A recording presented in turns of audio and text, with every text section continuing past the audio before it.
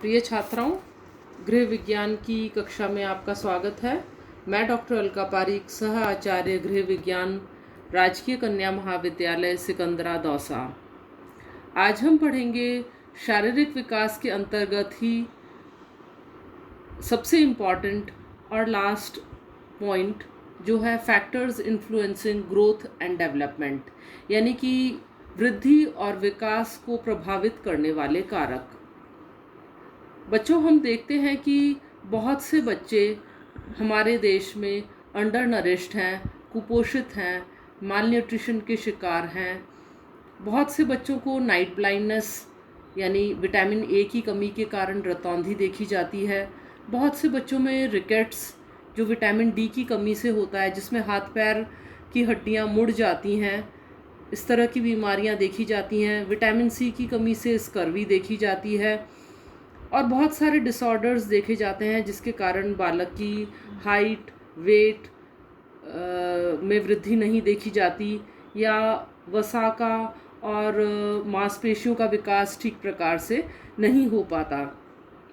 तो ऐसे कौन कौन से कारक हैं जो कि बालक के ग्रोथ को, बालक की वृद्धि को और विकास को प्रभावित करते हैं? इन सभी का अध्ययन आज हम करेंगे। वृद्धि और विकास बहुत से फैक्टर्स के ऊपर डिपेंड करती हैं। देयर आर मल्टीपल फैक्टर्स, बहुत सारे फैक्टर्स हैं, डिटर्मिनेंट्स हैं, जिनके ऊपर किसी भी बालक की वृद्धि और विकास निर्भर करती है। ये बालक के विकास को डायरेक्टली या इनडायरेक्टली दोनों तरह से प्रभावित करते हैं। इसके अंदर कुछ फैक्टर्स इम्पॉर्टेंट होते हैं। सबसे पहले होते हैं जेनेटिक फैक्टर्स यानी आनुवांशिक कारक। दूसरे होते हैं प्रीनेटल फैक्टर्स, यानी जब शिशु माँ के गर्भ में होता है तो गर्भावस्था के समय यदि माता बैलेंस्ड डाइट नहीं लेती है, अगर मदर सारे nutrients, carbohydrates, proteins, fats, vitamins, minerals, fibre, water, ये सब इनका इंटेक अगर अपनी डाइट में ठीक प्रकार से नहीं करती है तो उसका डायरेक्ट इन्फ्लुएंस बालक के ऊपर पड़ता है। उसकी ग्रोथ और डेवलपमेंट ठीक प्रकार से नहीं हो पाती। और लास्ट होते हैं पोस्ट नेटल फैक्टर्स, यानी बालक के जन्म के बाद उसकी किस प्रकार से केयर हो रही है, उसकी वीनिंग किस प्रकार से उसको करवाई जा रही है, किस प्रकार के अगर ब्रेस्ट मिल्क ले रहा है बच्चा, तो अगर माँ कुपोषित है तो वो उसके मिल्क के अंदर सभी न्यूट्रिएंट्स प्रॉपर अमाउंट और क्वांटिटी के अंदर नहीं होंगे और उसके कारण भी बच्चे के अंदर मैल न्यूट्रिशन हो सकता है। 6 महीने पर बालक को ऊपरी आहार दिया जाता है। अगर कई जगह अन्नप्राशन संस्कार नहीं हो पाने के कारण या गरीबी के कारण या लैक ऑफ नॉलेज होने के कारण अगर बालक को सही समय पर ऊपरी आहार, जिसे वीनिंग फूड्स कहते हैं, नहीं दिया जाता तो उस कारण भी बच्चे के अंदर कई तरह की डेफिशिएंसीज हो जाती हैं, यानी कई प्रकार के न्यूट्रिएंट्स की कमी रह जाती है। तो ये सभी होते हैं पोस्टनेटल फैक्टर्स, आनुवांशिक कारक, गर्भस्थ शिशु को प्रभावित करने वाले कारक, और जन्म के बाद के भी कई कारक होते हैं जो कि बच्चे के ग्रोथ और डेवलपमेंट दोनों को ही प्रभावित करते हैं। इनको हम वन बाय वन स्टडी करेंगे। सबसे पहले हम करेंगे वंशानुक्रम से रिलेटेड कारक, जेनेटिक फैक्टर्स। वंशानुगत कारक वे जन्मजात विशेषताएं होती हैं जो बालक में जन्म से ही पाई जाती हैं। बालक की शारीरिक विशेषताएं जैसे कद, रंग, रूप, लंबाई, आँखों का रंग इत्यादि का निर्धारण वंशानुक्रम के द्वारा ही होता है। बच्चे की किस प्रकार की ग्रोथ होगी ये भी डिपेंड करता है उसके जेनेटिक फैक्टर्स के ऊपर।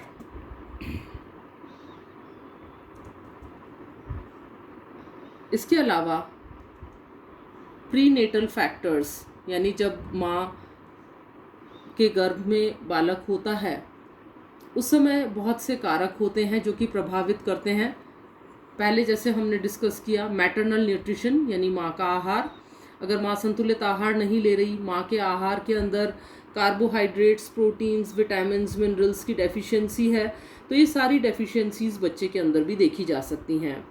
मैटरनल इन्फेक्शन, अगर माँ किसी भी प्रकार के संक्रमण से ग्रसित है तो बालक के अंदर भी वो संक्रमण भी हो सकता है और साथ में बहुत सारे डेफिशिएंसीज भी हो सकती हैं। मैटरनल इलनेस, अगर माँ को कोई भी गंभीर बीमारी है जैसे कैंसर, ट्यूबरक्लोसिस, तो भी बच्चे के अंदर वो सारी इलनेस आ सकती हैं। हार्मोन्स का प्रभाव, अब बहुत से छोटे छोटे दूसरे प्रभाव होते हैं जैसे इमोशनल फैक्टर्स, संवेगात्मक प्रभाव, या माँ की मानसिकता किस प्रकार की है, या डॉक्टर को टाइम पर चेकअप कराया जा रहा है या नहीं, एक्सरे सोनोग्राफी ठीक से कराई जा रही है या नहीं। कई बार बहुत ज़्यादा एक्सरेज का एक्सपोजर हो जाता है जो कि बालक के लिए ये रेज नुकसानकारक होती हैं। तीसरे प्रकार के हमने फैक्टर जो करे थे वो थे पोस्टनेटल फैक्टर्स, यानी गर्भ से जब बाहर आ जाता है बालक, माँ के गर्भ से बाहर आ जाता है, तब बहुत सारे ऐसे फैक्टर्स हैं जो कि बच्चे को प्रभावित करते हैं। जैसे कि सबसे पहला है भौतिक वातावरण, यानी कि फिजिकल एनवायरनमेंट। यह बालक के शारीरिक विकास के लिए बहुत इम्पॉर्टेंट है। शारीरिक विकास के लिए बालक को उपयुक्त हवा, पानी, रोशनी, वेंटिलेशन, इन सभी की आवश्यकता होती है। अगर ये सभी उपयुक्त मात्रा में मिलते रहते हैं तो बालक का शारीरिक विकास ठीक प्रकार से हो पाता है।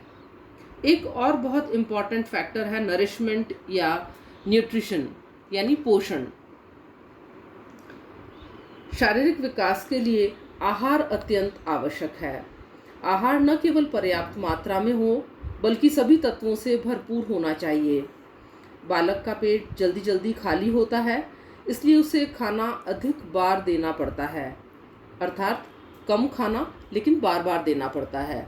फ्रीक्वेंसी ऑफ मील्स बढ़ जाती है, जबकि एक बार में कम क्वांटिटी मील्स की दी जाती है बच्चों को,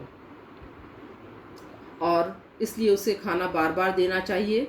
साथ ही खाने में सभी तत्व, प्रोटीन, वसा, खनिज लवण, विटामिन्स होने चाहिए जो कि शारीरिक विकास के लिए अत्यंत महत्वपूर्ण है।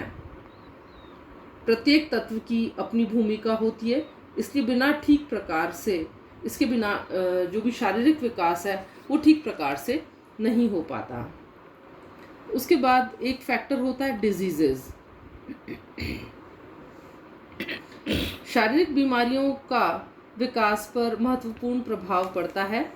बीमारी में शारीरिक विकास या तो रुक जाता है या फिर मंद गति से होने लगता है। एंटीबायोटिक्स का भी दुष्प्रभाव पड़ता है।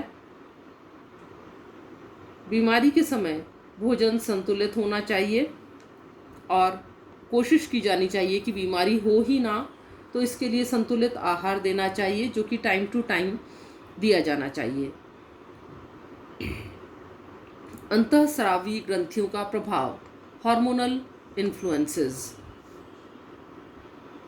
अंतःस्रावी ग्रंथियों से निकलने वाले हार्मोन शारीरिक विकास को प्रत्यक्ष रूप से प्रभावित करते हैं, जैसे कि हड्डियों का विकास पैराथायरॉइड ग्रंथि से निकलने वाले स्राव से संबंधित है। थायराइड ग्रंथि से थायरॉक्सिन निकलता है। तो इस तरह से हम डिटेल में बाद में पढ़ेंगे इस चीज़ को कि कौन से हार्मोन का क्या इफ़ेक्ट होता है। संवेगात्मक व्यवधान, इमोशनल हिंड्रेंस। कुछ समय तक लगातार संवेगात्मक व्यवधान रहने से पिट्यूटरी से निकलने वाले हार्मोन का स्राव अवरुद्ध हो जाता है। इससे बालक की लंबाई रुक जाती है और संवेगात्मक व्यवधान शारीरिक विकास को डायरेक्टली इन्फ्लुएंस करता है। पारिवारिक प्रभाव बालक के शारीरिक विकास को प्रत्यक्ष और अप्रत्यक्ष रूप से प्रभावित करते हैं। प्रत्येक अवस्था में पारिवारिक कारक बालक के शारीरिक विकास के लिए महत्वपूर्ण है। फिर होता है सोशियो इकोनॉमिक स्टेटस, सामाजिक आर्थिक स्तर।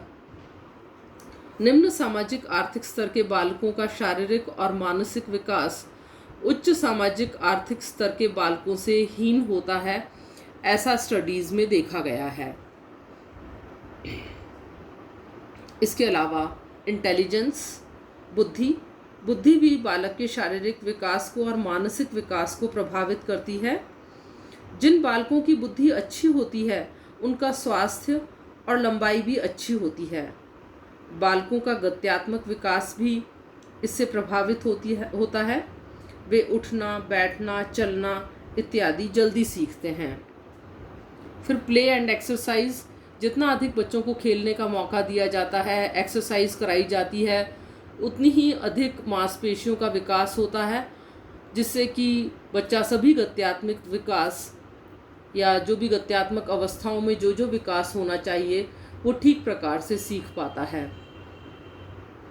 तो ये सारे थे पोस्टनेटल फैक्टर्स जो कि बच्चे के शारीरिक विकास को प्रभावित करते हैं। तो आज की क्लास में हमने किया पोस्टनेटल फैक्टर्स, प्रीनेटल फैक्टर्स और जेनेटिक फैक्टर्स। ये हमने डिटेल में पढ़े जो कि बालक के शारीरिक विकास को प्रभावित करते हैं। Thank you.